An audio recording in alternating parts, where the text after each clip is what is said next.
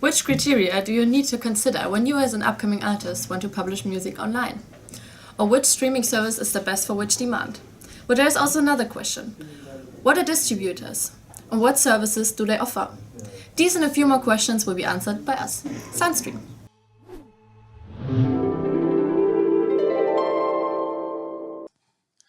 We are Soundstream. We are a group of 10 ambitious and dynamic students with one thing in common, our passion for music.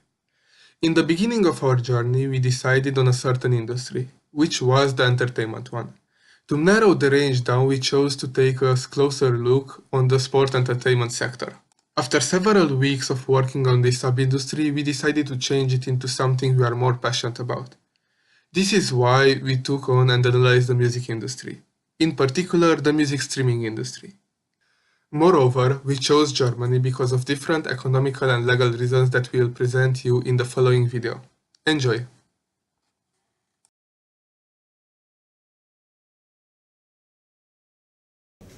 The reason we chose Germany for our D-step analysis is because Germany is one of the biggest economical powers in the whole world and one of the most important economical powers in Europe. This figure right here shows that more than 47% of income in the music industry in Germany comes from streaming, as the income with CDs, albums, is only 34.4%, which gives us a tendency that the business environment in the music industry changed from selling CDs to streaming music. This figure right here, you can see the way in percentage people listen to music nowadays in Germany. We can observe that listening music over CDs and radio decreased, and listening over streaming platforms and YouTube increased from 2016 to 2017. It's not only showing a trend in the behavior of listeners, it also justifies the statement of changing business environment. The technological part of the D-step is one of the most important factors in the macro environment of music streaming. Companies such as Spotify try to improve the user interface, web design and quality of streaming every day. But the ecological part is also really important. Streaming is the most sustainable way to listen to music. For example, the digital consumption of music reduces the CO2 footprints by 40 to 80%.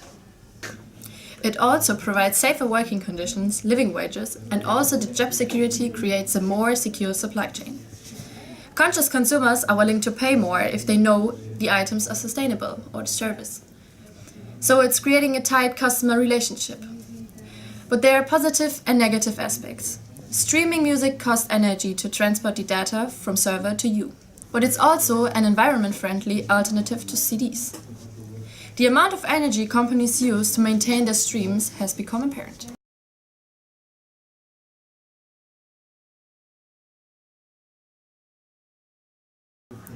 But there are also some law regulations which play an important role as well. For example, the copyright laws.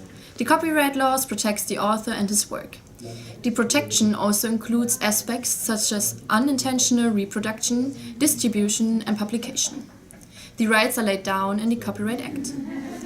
Another law is the rights of publication. It gives the author the opportunity to decide for himself when and in what form he wishes to make his work accessible for the public. But this addresses only the operators of the portals. And the third right is the right of reproduction. According to the copyright laws, the consent of the authors is necessary with the duplication. We created a vision plan as a frame for what we, as a group, want to achieve. The vision of Soundstream is: we want the music industry to become the most multi-faced industry worldwide. We are going to reach this goal with our mission. We want upcoming artists to become popular. So the upcoming artists are our clients. What we do, we offer the service of taking over the management from the upcoming artists. We define the management in two different segments. The first one is the different channels of advertising, and the second one is streaming publishing. We are only focusing on the streaming publishing part, where the research question is resulting of. If the artist is good enough, he will sign a contract with the company of Soundstream. The persons who decide how good he is are the talent scouts. Before the client is able to make a contract with Soundstream, he has to prove his talent to talent scouts, who say if you're good enough to get a contract offer from Soundstream. So the talent scouts are basically building kind of a bridge between the artist and Soundstream. What makes us so special? We build strong customer relationships, we offer the best streaming service distributor knowledge, and we always inform the artist on every decision we make. We also mainly focusing on the needs and wants of our clients. What are his or her imaginaries and wishes? How can we satisfy the client's needs and wants? And what does the client maybe don't want us to do? Roughly said, the contract ends when the client, customer, becomes an offer for a contract of a record label or want to end the contract by himself.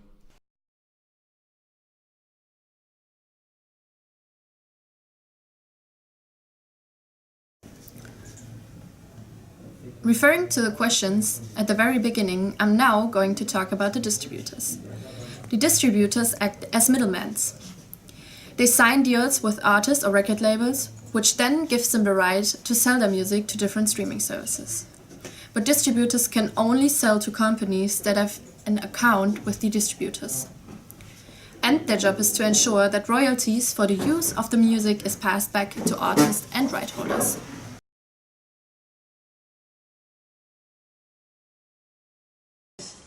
We made a survey to get an inside view into the consumer's view onto the market. We started off with some questions to determine the interviewer's age, region of living and gender distribution. The next question was by what the interviewer considers an artist as popular. The most significant criteria was amount of streams on a streaming platform, followed by amount of songs or albums and amount of revenue. This shows us the importance of streaming platforms for the consumer and artists. The question by what the interviewer considers an artist to be upcoming had basically the same result. Most of the interviewed persons felt more or less informed about upcoming artists. Only 3.1% felt well informed. The most information about upcoming artists are gained by social media. Most of the interviewed persons do not remember a significant music streaming advertisement. The ones who did saw them on the streaming platform itself, like Spotify.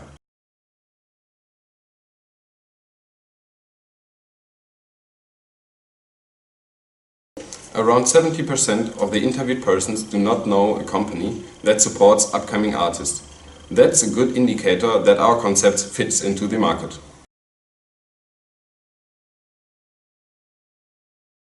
Concludingly, we can say that we are not the first ones with this concept in the market, but we are one of the first groups who target upcoming artists with this. Big labels usually only sign already popular artists, and upcoming artists are being left behind. So our concept definitely fulfills a niche in the market.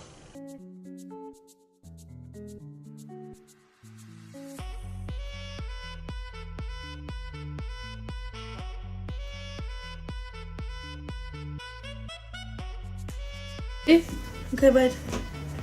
How do I look? Good. Okay.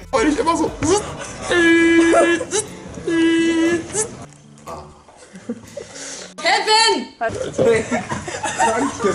Oh, du hast am Anfang gesagt, explain. Nein, bitte nicht. Nein, bitte nicht! Fuck this. Ey, und Ferle and Nona, please go. Which critic? Alex! Die Fresse jetzt mal. Itself. And this figure shows that it gives a good insight in what the hell am I talking, what Scheiße. How difficult can this sentence be?